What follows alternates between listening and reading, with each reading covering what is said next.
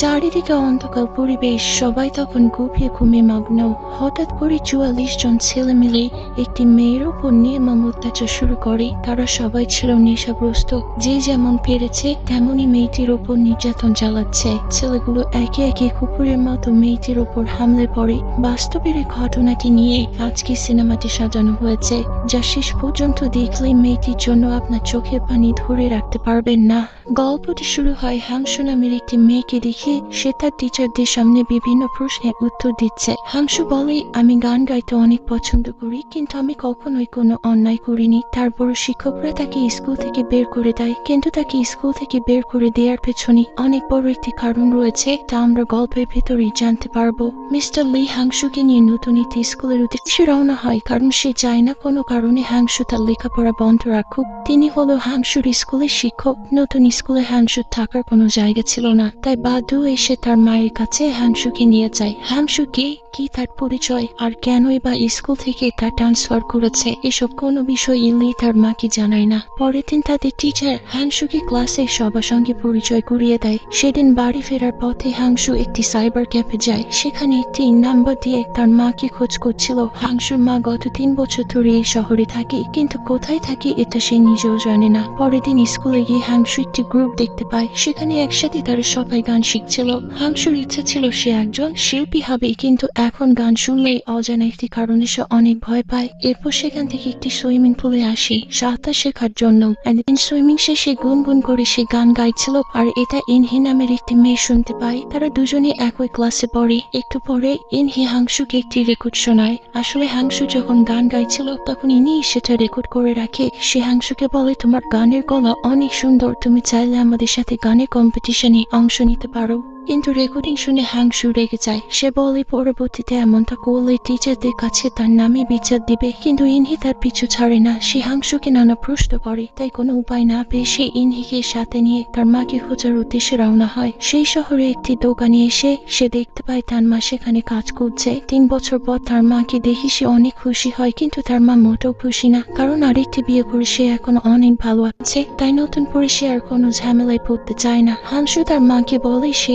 শহরের স্কুলে ট্রান্সফার নিয়েছে, কিন্তু তার মা সাব বলে দেয় যে সে যেন এখানে আর না আসে। এটা শুনে হাংসু মনে কষ্ট পায় যে মাকে গত 3 বছর ধরে সে খুঁজছে, সেই মা আজ তাকে তাড়িয়ে দিল। এটা চিন্তা করে সে চুপচাপ সেখান থেকে চলে আসে। এরপর একদিন একটি নম্বর থেকে হাংসু ফোনে কল আসে। কল করা মাত্রই ফোনের ওপাশ থেকে একজন বলে ওঠে, আমি কিমের বাবা। কিমের নাম শুনে হাংসু ফোনটি রেখে দেয়। এর পেছনে আসলে কারণটা কি, কেনই বা কিমের নাম শুনে হাংসু এত ভয় পেল, এসবের উত্তর আমরা একটু পরেই জানতে পারবো। পরের দিন হাংসুর স্কুলে এসে দেখতে পায় সে মিউজিক রুমে কেউ নেই, তাই সে গিটারটি নিয়ে একা একাই মনের দুঃখে গান গাইতে শুরু করে। এমন সময় ইনহি তার বন্ধুদের নিয়ে সেখানে আসে, আর সে দেখতে পায় হাংসু অনেক সুন্দর গান গাইতে পারে। তাদেরকে দেখতে পেয়ে হাংসু চুপচাপ সেখান থেকে চলে যায়। ইনহিও তার বন্ধুরা হাংসুর পিছু নেয়। তারা হাংসুকে বলে, তুমি কার কাছ থেকে এত সুন্দর গান শিখেছ, তুমি আমাদের সাথে জয়েন করো, তাহলে আমাদের অনেক ভালো হবে, আমরা তোমার কাছ থেকে গান শিখতে পারবো। কিন্তু হাংসু চুপচাপ সেখান থেকে চলে যায়। এরপর হাংসু স্কুল ও সুইমিং শেষ করে লির মায়ের দোকানে কাজ করে, আর সময় পেলে ইনহির সাথে গানের প্র্যাকটিস করে। একদিন লি তাদের বাড়িতে এসে হাংসুকে বলে, কিম সহ বাকি 43 জনের সাজা হয়ে গেছে, আর তারা সবাই এখন জেলখানাতে রয়েছে। এটা শুনে হাংসু খুশি হয়। পরের দিন ইনহি হাংসুকে একটি ভিডিও দেখায়। কিছুদিন আগে হাংসু যখন একা একা গান গাইছিল, তখন ইনি পিছন থেকে সেটি রেকর্ড করে, আর এই রেকর্ডটি এজেন্সির কাছে পাঠিয়ে দেয়। ইনি বলে, তোমার এই গানটি তাদের অনেক পছন্দ হয়েছে, আর তারা তোমার সাথে দেখা করতে চায়। হাংসু বলে, তুমি কি এই ভিডিওটি ইন্টারনেটে আপলোড করেছো? ইনহি বলে, আমি জিমেলের মাধ্যমে তাদের কাছে পাঠিয়েছি। তখন হাংসু মন খারাপ করে সেখান থেকে চলে যায়, কিন্তু ইনহিও তার সাথে সাথেই চলে যায়। সে হাংসুকে বলে, তোমার জন্য এটা অনেক বড় একটি সুযোগ, তুমি কেন এই সুযোগটি নিতে চাও না? কিন্তু হাংসু বলে, তুমি এখান থেকে চলে যাও। তখন ইনহি বলে, আমি তোমাকে অনেক পছন্দ করি। এটা শুনে হাংসুর মনটা একটু ভালো হয়, আর ইনহি হাংসুকে নিয়ে তাদের বাড়িতে আসে। সেখানে ইনহি তাকে প্রশ্ন করে, তোমার কয়টা বয়ফ্রেন্ড আছে? জবাবে হাংসু বলে, 44টা। এটা শুনে ইনি কিছুটা অবাক হয়ে যায়, কিন্তু সে মনে করে হাংসু তার সাথে মজা করছে। আসলে হাংসু নিজের কষ্টটা ভোলার জন্য সে সত্য কথাটাই বলেছে। এই ব্যাপারে আমরা একটু পরেই জানতে পারবো। সেদিন রাতে হঠাৎ করে হাংসু বাবা কল করে দেখা করতে চায়। তার বাবা তাকে একটি কাগজ দেয় সাইন করার জন্য। হাংসু যখন সে কাগজ পড়ছিল, তখন তার বাবা তাকে পড়তে নিষেধ করে, তাই সে না পড়ে কাগজটিতে সাইন করে দেয়। পরের দিন হাংসু স্কুলে গিয়ে জানতে পারে এজেন্সির লোকজন হাংসু হাংশুকে তার দানের জন্য সিলেক্ট করেছে, আর তারা সবাই অনেক খুশি। আর এই জন্য তারা সেই রাতে ছোটখাটো একটি পার্টির আয়োজন করে। সবাই হাংশুকে প্রশ্ন করে, তোমার ভবিষ্যতের স্বপ্ন কি? জবাবে হাংশু বলে, আমার মাত্র একটি স্বপ্ন, আর তা হলো মাত্র 25 মিটার সাঁতার শেখা। কিন্তু মানুষের কিভাবে 25 মিটার সাঁতার শেখার স্বপ্ন হতে পারে? আসলে এর পিছনে একটা কারণ রয়েছে। সেদিন রাতে বাড়ি ফেরার পথে মিস্টার লি হাংশুকে কল করে জানতে চায় হাংশু কোনো কাগজে সাইন করেছে কিনা। হাংশু বলে তার পিতা একটি কাগজ এনেছিল, আর সেটা না পড়ে সে সাইন করেছে। এটা শুনে মিস্টার লি অনেক রাগ। পরে সে আরো বলে, আমার কাছে না শুনে তুমি কেন সাইন করলে? সেদিন রাতে হাংশু তার বাবাকে অনেকবার কল করে, কিন্তু তার ফোনটি বন্ধ দেখায়। তখন সে মনে করে তার বাবা মনে হয় তার সঙ্গে ধোঁকা দিয়েছে। কিছুদিন পরে ইনহিও তার বন্ধুরা মিলে হাংশুকে সারপ্রাইজ দেয়। তাদের মধ্যে মিন্টু নামের একটি মেয়ে হাংশু গাওয়া গান ইন্টারনেটে আপলোড করে এবং তার ডিটেলস সহ। আর বর্তমানে সেটি অনেক ভাইরাল হয়ে যায়, আর সবাই অনেক প্রশংসাও করে। কিন্তু হাংশু তাদের উপর অনেক রাগারাগি করে। সে মিশুকে বলে এই গানটি সে যেন ইন্টারনেট থেকে ডিলিট করে দেয়, কিন্তু মিশু তার এই কথায় রাজি হয় না। তাই তাদের মধ্যে অনেক ঝগড়া হয়। সেদিন হাংশু ক্লাসে বসেছিল, আর হঠাৎ করে কিছু মহিলা এসে হাংশুকে অনেক কথা শোনায়, আর তাদের হাতে একটি পেপার ছিল। তারা হাংশুকে সেই পেপারটিতে সাইন করতে বলে। আসলে এই মহিলা বলি সেই 44 জন ছেলেদের মা, যাদের সবাই এখন জেলে। তারা তাদের ছেলেকে জেল থেকে মুক্ত করার জন্য হাংশুকে কাগজে সাইন করতে বলে। হাংশু তখন ছুটে একটি রুমে চলে আসে, আর তখন তার অতীত দেখানো হয়। আসলে তার সঙ্গে অতীতে কি হয়েছিল এই সমস্ত উত্তর এখন আমরা জানতে পারবো। হাংশু একটি মিনি স্টোরে কাজ করত। একদিন সে দোকানে একাই ছিল, তখন কিম নামের একটি ছেলে সেখানে আসে। কিম ওই দোকানদারের মালিকের ছেলে। সে দোকান থেকে কোল্ড ড্রিঙ্কস এর কিছু প্যাকেট নিয়ে যায় কোনো টাকাই ছাড়া। হাংশু বাইরে তাকালে সে দেখতে পায় কিম তার বন্ধুদেরকে ওইসব খাবার দিচ্ছে। হাংশুর স্কুলে তার একটা মাত্র বেস্ট ফ্রেন্ড রয়েছে, যার নাম যিশু।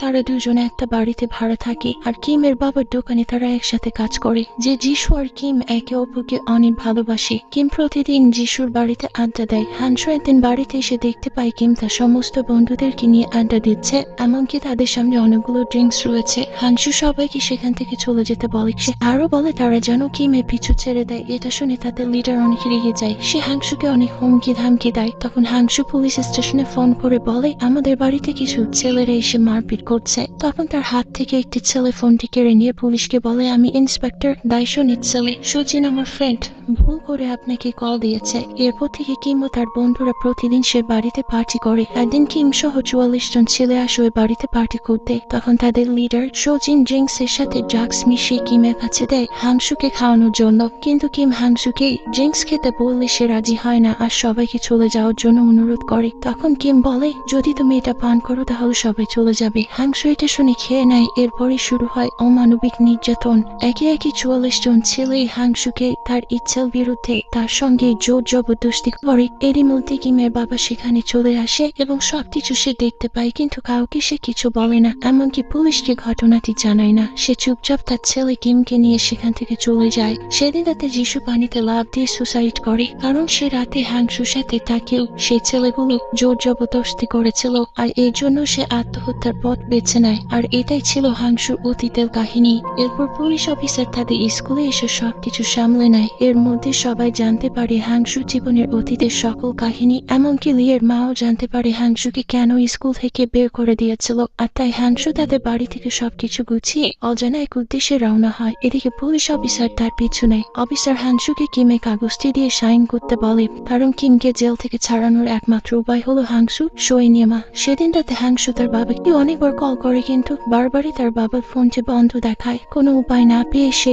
লিকে কল করে। তখন লি হাংশুকে বলে তোমার জন্য একটি খারাপ খবর আছে, আর তা হলো তোমার এই বিষয়টি টিভি ও খবরের কাগজে ছাপানো হয়েছে। এদিকে তোমার বাবা কম্পিটিশনের কাগজ নিয়ে এজেন্সির কাছ থেকে টাকা নিয়ে পালিয়ে বেড়াচ্ছে। পরের দিন সকালে হাংশু একটি মেট্রো রেলে উঠে, তখন ইনহি তাকে একটি মেসেজ করে। সেখানে লেখা ছিল আমরা যা করেছি সেটা মোটেও ঠিক হয়নি, আর তোমার সাথে যা হয়েছে তাতে তোমারও কোনো দোষ নেই, তাই তুমি আমাদের কাছে আবারও ফিরে আসো। এরপর আমরা দেখতে পাই ব্রিজের পাশে হাংশুর ব্যাগটা পড়ে আছে। তারপর হঠাৎ করে সেখান থেকে পানির মধ্যে কিছু একটা পড়ার শব্দ হয়। তখন আমরা বুঝতে পারি হাংশু সুসাইড করার জন্য পানিতে লাফ দিয়েছে। ঠিক তখনই একটি আওয়াজ ভেসে আসে, যেখানে ইনহি হাংশুকে জিজ্ঞেস করে তুমি কেন সাঁতার শিখতে চাও। তখন হাংশু বলে যদি কখনো আমার মন পরিবর্তন হয় তাহলে আমি যেন নতুন করে আমার জীবনটা সাজাতে পারি, আর এই জন্যই আমি এত কষ্ট করে সাঁতার শিখেছি। আসলে পানিতে লাফ দিয়ে তার বেস্ট ফ্রেন্ড যিশু আত্মহত্যা করেছিল, আর সে সাঁতার জানতো না। না, তাই সে পানিতে লাফ দেওয়ার সাথে সাথে মারা যায়। যদি তার মনটা পরিবর্তন হয়েও থাকে তাহলেও তখন তার